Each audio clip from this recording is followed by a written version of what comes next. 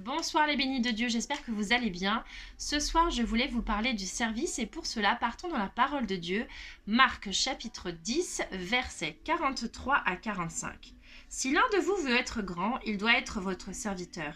Et si l'un de vous veut être le premier, il doit être l'esclave de tous. Car le Fils de l'homme lui-même n'est pas venu pour se faire servir, mais il est venu pour servir et donner sa vie comme rançon pour libérer une multitude de gens.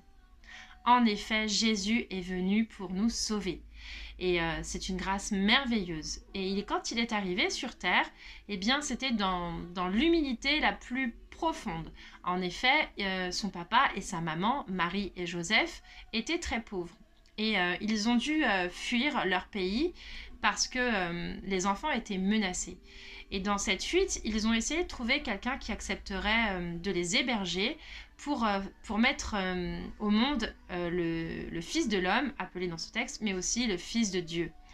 Et ce n'était pas chose facile pour eux. Ils ont trouvé un berger qui les a accueillis dans une étable. Imaginez en fait que le Fils de Dieu vient naître dans une étable auprès des animaux pour les réchauffer. Eh bien, effectivement, Dieu aurait pu, dans sa toute-puissance, faire quelque chose de plus chaleureux, de plus riche.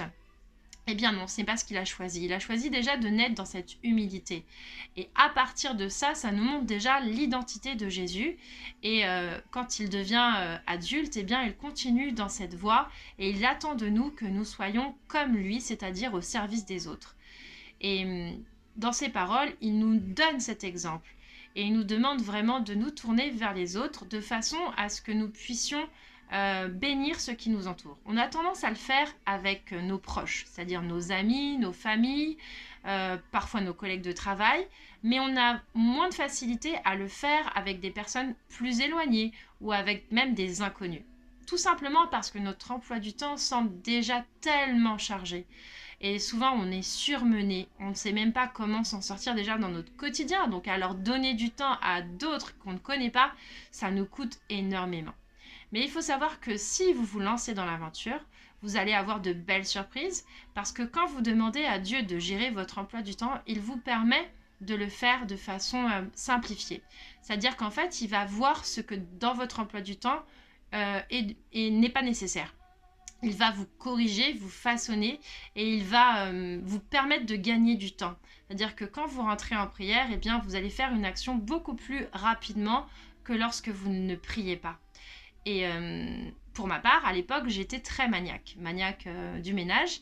Et depuis très très jeune, depuis 21 ans, lorsque j'ai commencé à vivre avec mon époux, eh bien, je me levais déjà à 6 heures du matin pour faire le ménage dans tout l'appartement. Donc en gros, je faisais tous les jours la poussière, le sol, l'aspirateur, enfin voilà, la totalité. Avant de partir, ma maison était nickel. Mais il fallait que je recommence tous les matins. Donc en gros, c'est vrai que c'était pas quelque chose d'évident pour ceux qui m'entouraient. Mais au-delà de ça, eh bien, ça me prenait du temps. Quand le Seigneur a touché ma vie, eh bien, il y a des choses de ce type-là qu'il a supprimées. Ça veut dire qu'en gros, il savait que je devais encore me lever à 6 heures du matin pour le prier ou bien pour faire des choses pour des autres, donc leur rendre service dans les groupes de prière, etc. Et du coup, il a bien vu que j'allais pas tenir le coup à faire et mon ménage à 6 heures du matin et en même temps continuer dans cette voie de prière. Donc en gros, il m'a retiré ce côté maniaque. Donc ça a été une vraie grâce. Ça ne veut pas dire que je ne suis pas propre, mais je ne suis pas obligée de répéter les choses de façon quotidienne. Après, j'ai eu mon enfant et donc pareil, encore une fois, un enfant, ça vous prend beaucoup de temps. Et il m'a permis de trouver des aménagements et surtout, il m'a donné des grâces de personnes qui nous aident dans notre famille pour pouvoir justement faire les actions en famille. Donc aujourd'hui, nous donnons du temps pour les démunis. On donne du temps pour leur offrir à travers des dons qui nous sont faits, des aliments en fait, mais aussi des meubles, des vêtements, etc. Donc c'est vrai que c'est beaucoup de temps parce qu'il faut réceptionner tous les dons, il faut trier et il faut livrer. Ou bien il faut faire des courses pour ces personnes. Et donc ça prend du temps effectivement dans ma vie, mais ça nous bénit tellement, on reçoit tellement d'amour que ça nous fortifie dans la prière, mais ça nous fortifie aussi avec les autres. Et donc c'est un exemple. chacun a des dons, chacun a des capacités.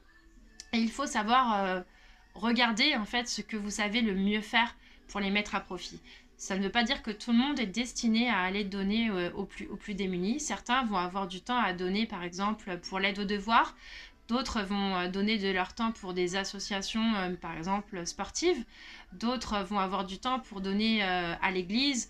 Lors de la messe, ils peuvent participer à une chorale ou faire le ménage dans l'église, etc. En fait, il y a différentes missions et il faut juste, en fait, savoir porter du fruit, être fécond pour les autres. C'est vraiment c'est ce que le Seigneur attend de nous. Et si on le prie, eh bien, il va nous montrer ce pourquoi nous sommes faits.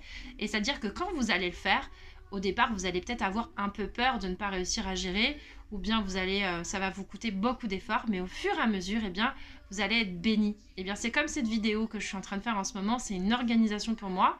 Et actuellement, il y a ma belle-mère, il y a mon papa, il y a mon fils et mon mari qui sont en bas en train de faire la cuisine. Mais moi, je suis là avec vous. Donc voilà, en gros, le Seigneur pourvoit et je rends grâce parce que c'est vraiment lui qui est aux commandes de toute notre vie. Alors merci Seigneur de permettre à mes frères et sœurs de trouver leur mission ici-bas. Nous savons que tu peux tout, nous savons que tu peux les éclairer, tu leur as donné des dons merveilleux, permets-leur de les mettre à profit des autres et d'ouvrir leur cœur. Merci Seigneur, soyez bénis, je vous aime. Amen.